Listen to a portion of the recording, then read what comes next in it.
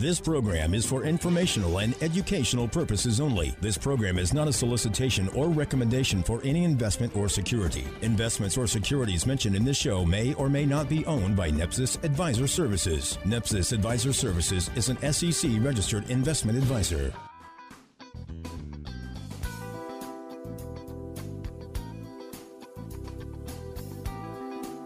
Welcome to Journeys with Joni. My name is Joni Rometta, and I am joined today by my co-host, Mark Clark. Join us as we travel on this journey together. Mark, how are you? I am awesome today, or as we said when we came in, rocking and rolling. Rocking and rolling, yeah. And then you start dancing down the hallway. I got to move it. I think that's what I was singing as we came down the hall. Well, today I think we're going to continue our theme for the month of July. Actually, no, it's August. It is August. Oh my gosh. The calendar's flipped. Time flies. Time flies. We're getting ready back to school. What year is it? 2014. It's 2014. So our theme is back to, in honor of us sending our children back to school. But I think today I wanted to talk about back to budgeting and the importance of that. But before we do that, ew, I know. If you want to listen to any of our previous shows or send us an email or come visit our office, you can find us at journeyswithjoni, that's JONI.com, and you can call us at 361-1484. And I think last time we actually sort of talked a little bit about, writing a list and getting back to some of the basics of doing things and how important it is to make a list and write those things down. And one of the things that we talked about was that, we have things we want to do in the year. And one of the things that you wanted to do, Mark, was you wanted to play golf more often, but you didn't write it down and you haven't done it. So for our listeners today, I am going to hold you accountable and just ask you, have you played golf? I have played golf. Well, I went out and donated a lot of balls into the lakes at the golf course, but... Well, that happens when you haven't practiced a lot. Yeah, yes. My priorities are completely out of whack, but I did, the boys and I, the son-in-laws, my son and myself, we went and played golf. Okay. And so we've gotten out. You've gotten it out. And so now we have something on the schedule or reading something down for the next months, let's say? Yes, we've talked about the next golf outing. So, yes, I got around to it. And, you got to make it a priority or it just doesn't happen. And, we were sitting around on Sunday afternoon. We just decided, well, no time like the present. Let's go. I don't know if the gals were too happy with us because we left them sitting there with all the grandkids. Well, I've actually talked to some of the gals, and they were cooking, and I don't think it went over as well. Yeah. No. But when we came back from the golf course, they had chicken enchiladas ready for us. Of course they did, because they stood in the kitchen while you were playing golf. Oh, we paid the price. Have no fear. We I'm paid sure the you price. did. So let's get back to Let's get back to, now that you've gotten back to your... I got back to the golf course. I'm happy. That's good. Let's talk about getting back to budgeting.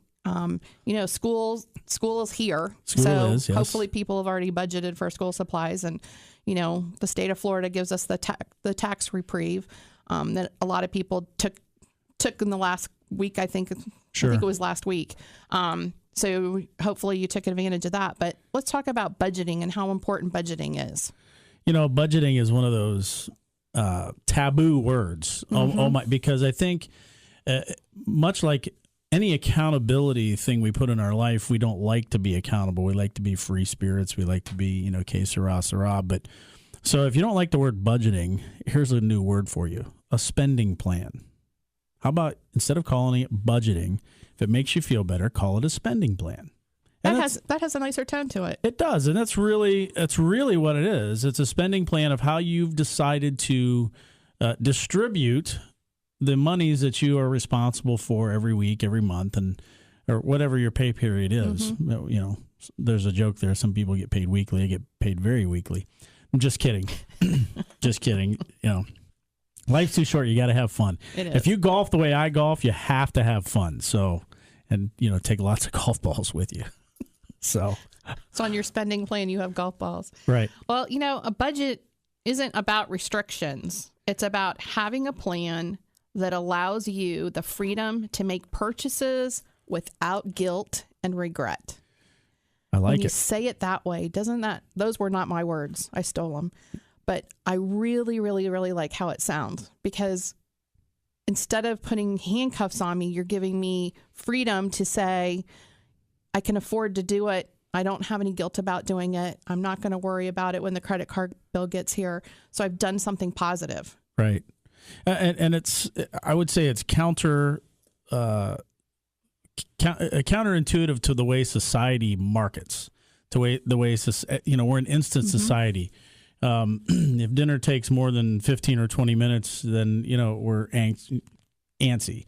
Right. We go through the drive-through. We want it now, instant rebate, all this other, that's the way life is. But that's the commercial side of it. It is, and we buy into it. We do. Hook, line, and sinker, which is why they do it so well and why it works. Exactly. And so if you come back full circle to the spending plan or the budget, and either A, it owns you, or B, you own it. So either you're the dog wagging the tail, or that tail's going to wag you, the dog. Not to call anybody a dog here, but figuratively speaking, you need to make sure that you control the budget, and you make spending decisions. Because when you make spending decisions are made not out of emotion, not out of emergency, but there are things that you've done, and we'll talk about this in the course of the show today. But financial planning's got to start with the basics, and the basics are down to a spending plan. Because if you don't have an understanding of a spending plan, that's the root of everything. Right. And statistics say that 42% of people don't have a spending plan. Yeah, that's true. So if you don't have a spending plan... And the spending plan is not whatever comes in goes out. That doesn't work. Oh, well, it does short term, but it doesn't long term. Right. You don't get any results. And yeah. And I mean, and it's one of those things that, actually this morning I had somebody in the office who said, I just realized I just put my mom in a nursing home, and I found out how much it's going to cost. And I just realized that if it was me, I wouldn't have enough money saved yet. Mm-hmm. And she said, what do I do? And I said, you start saving today. Mm-hmm. Change your spending plan. Absolutely. You've said, I'm going to let you say this saying, but what's the tree saying? Somebody has shade. If you didn't, the best time to plant a tree was 20 years ago. The next best time is today. Right. So today, if you've never had intent of creating a spending plan, we'll talk about some more things as the show goes on here, but if you don't have an intent of creating and living by a spending plan, then it's time to do it. The definition of insanity is doing the same thing over and over and over again and expecting different results. So, at the end of whatever your planning period is, whether it's the end of the year or the summertime, we're talking back to, now is the time to get back to some intentional spending plans before you get to the end of the year. We've talked about some other things in some other shows, but I know we're up against the break, and we're going to talk a little more in depth about this. This is a fun subject. How do you make budgeting fun? Talk about it. We're going to see if we can put your golf balls in your budget plan, aren't we? Well, you can get more information about us on Journeys with Joni. That's JONI.com. We're located at NEPSIS Advisor Services, 6230 University Parkway, Suite 305, which is the home bank building right there on University near I-75. Give us a call at 361-1484. Journeys with Joni. We'll be right back. Do you know what you own and why you own it? Join us for our next workshop to learn about investing with clarity by calling 941-361-1484 to reserve your seat today. Joni and Mark look forward to discussing the philosophy, strategy, flexibility, and transparency, the 4 pillars of investing, with NEPSIS Advisor Services. Call today, 941-361-1484. That's 941-361-1484.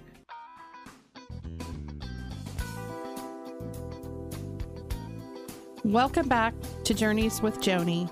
Just before the break, Mark and I were having a conversation about back to school is the season we're in, and back to budgeting is what we're talking about today, Mark. And actually, we're sort of talking about, the importance of having a budget to allow yourself to spend freely when you need to without the guilt and the regret.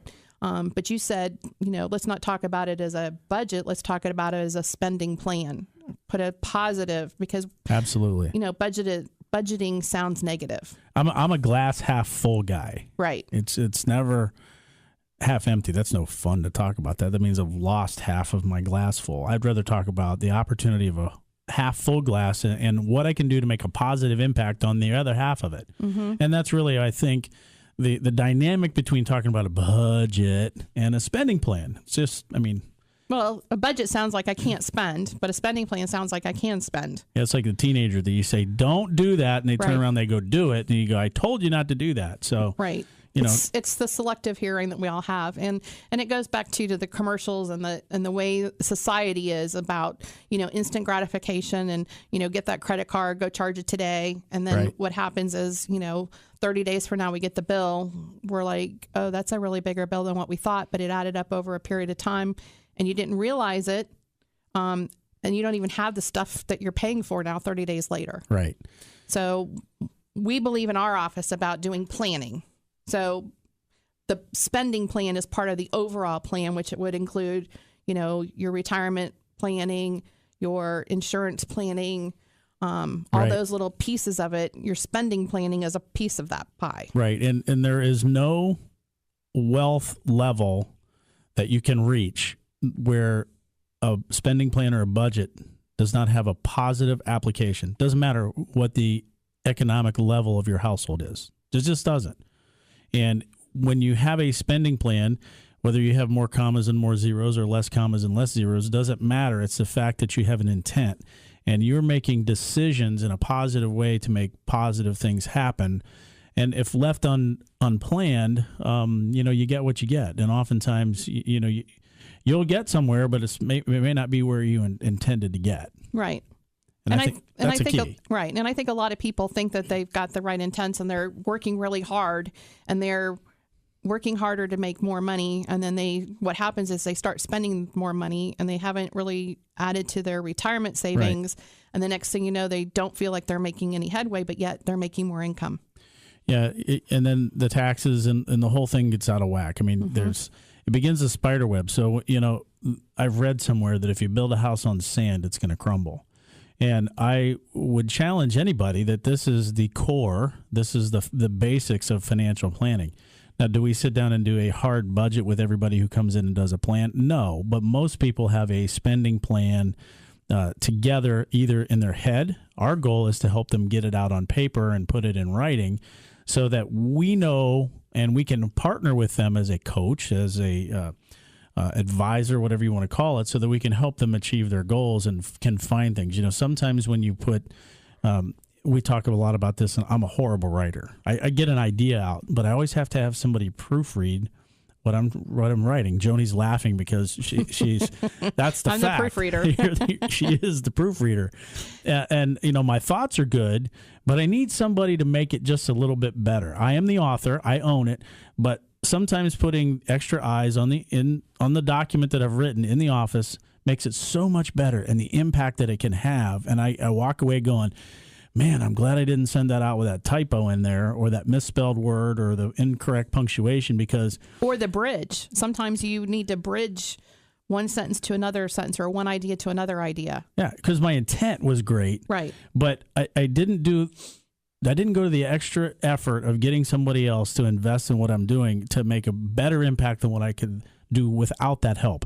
And it was so awesome. And, you know, these are some of the practical things as we talk about budgeting or a spending plan. And people go, I can hear them because I've talked to them. You've talked to them where they go, I would love to get on a budget, but I just can't. Well, they're on a budget.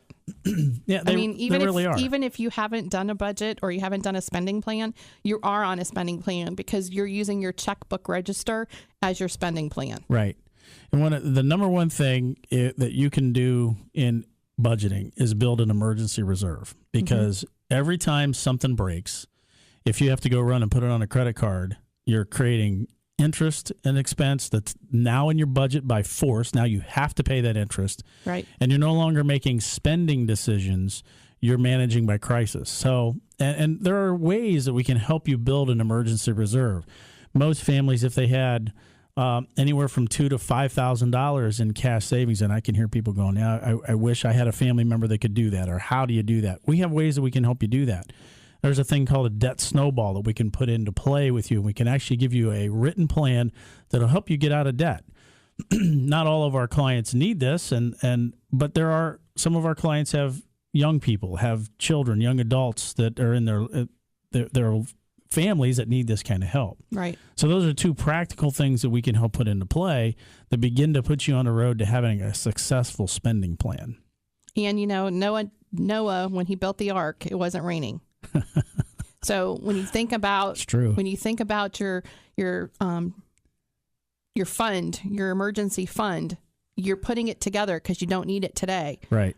You want it for the future. And I have been running quite a few plans, most of them for existing clients, but it's been really interesting when I ask them where their expenses are, and then they have to sort of give them to me, and then all of a sudden they're like, oh.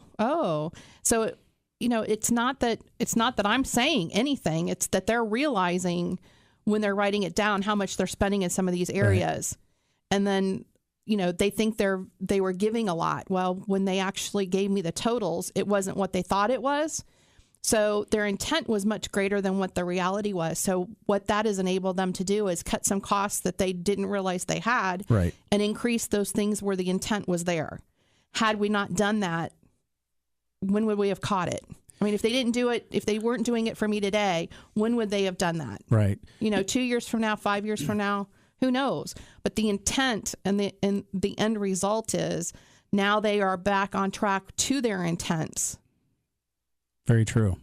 And, I know we're up against another break here, but the definition of insanity, I said it before, is doing the same thing over and over and over again and expecting different results. And we all do that. We do. I'm guilty. I didn't play golf after a resolution. But anyway, I've got some interesting things that we can talk about when we come back from the break that'll illustrate the insanity part and why you don't want to continue to do that. So we'll talk about those when we get back. I'm not insane, though. No, I know you're not. I was looking in the mirror. He was looking right at me when he said that.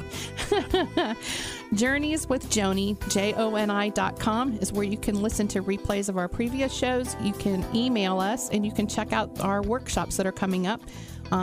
We are back to in the month of August. Journeys with Joni. We'll be right back. Do you know what you own and why you own it? Join us for our next workshop to learn about investing with clarity by calling 941-361-1484 to reserve your seat today. Joni and Mark look forward to discussing the philosophy, strategy, flexibility, and transparency, the 4 pillars of investing, with NEPSIS Advisor Services. Call today, 941-361-1484. That's 941-361-1484. Welcome back to Journeys with Joni.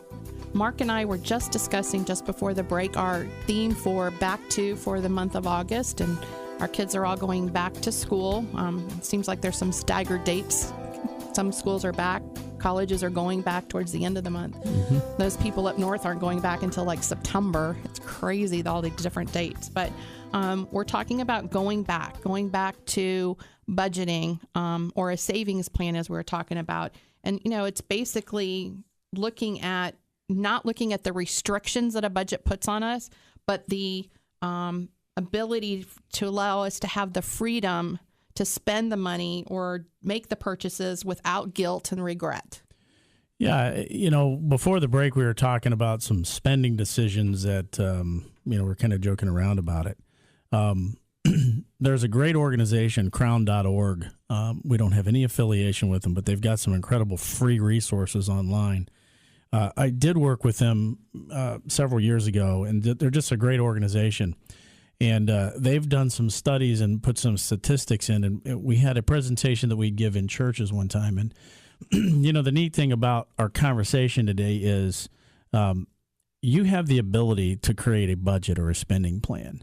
If you'll just utilize the tools that we have available and work with, if you don't work with us, work with somebody, get a coach, get help. Because at the end of the day, if you make the correct spending decisions, and things change, life changes, it does all the time. So you have to adjust. But if you are successful, your outcome is going to be you're going to arrive at where you want to. If you just let things happen, then you're going to arrive at some place where, maybe your friend that you talked about that came in a few days ago and said, or today, and said that, they may not have enough money if they needed to go into a nursing home. So Here's my challenge of spending decisions. Crown Financial Ministries did a study where they surveyed people at a specific employer, and the question was, how much money do you spend at the vending machine on a monthly basis? And people found that they were spending $40 to $50 a month in a vending machine where the cost of, you think about this, the cost of a bottle of water at Walmart or Publix or any other place you might go buy a whole case of water. For $3. Yeah, the whole case. So you can get the bottle of water down to, 15 to 25 cents, somewhere in that range, okay? Mm-hmm. Or you can go stop by a convenience store and you can buy that same bottle of water for $1, $1.29, and that's a spending decision. And you go, wouldn't it have been a lot smarter for me to take a bottle from home, put it in a small cooler in the car, and I have it throughout the day? That's a spending decision. Those are little things where you go, where can I find lost money? But a lot of people don't realize that extra $1 today, I mean, to talk about, stopping for your coffee, whether it's McDonald's or Dunkin' Donuts or Starbucks, those couple of dollars start to add up over a period of time. It's not just the one cup of coffee. Right. It's not the one bottle of water. It's the quantity over a period of time that starts to add the dollars up. Right. And, a couple of weeks ago, we had in our office, we were in a planning meeting, and we have a CPA that we do a lot of work with. I've known him for a long time, and he's no longer actually crunching tax returns. He's going in and working as kind of a CFO in businesses. Mm-hmm. And do you know what, folks? He is finding spending decision opportunities in multi-million-dollar businesses that have the same impact that we're talking about here on an individual basis for a vending machine or eating out to lunch. All these things, you have what you have, and if you make the correct decision, you have the ability to achieve the goals that you want to achieve.